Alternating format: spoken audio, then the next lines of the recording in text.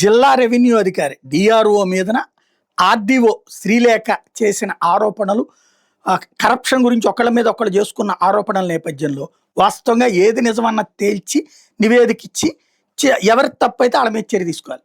అలా కాకుండా ఇద్దరిని తీసి అవతల పడేశారు, ట్రాన్స్ఫర్ చేసి పడేసింది ప్రభుత్వం.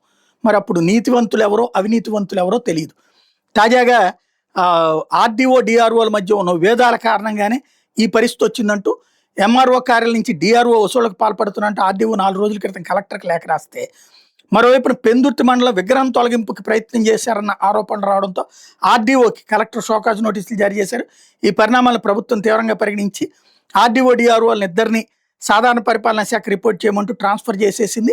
At the same time HPCL భూసేకరణ విభాగం డిప్యూటీ కలెక్టర్ ఎస్ విద్యాసాగర్కి విశాఖ ఆర్డీఓ బాధ్యతలు అప్పగించారు. డిఆర్ఓ బాధ్యతను విశాఖ జిల్లా జాయింట్ కలెక్టర్ కె మయూర్ అశోకులకి అప్పగిస్తున్నట్టు ప్రభుత్వం ఉత్తర్వులు ఇచ్చింది.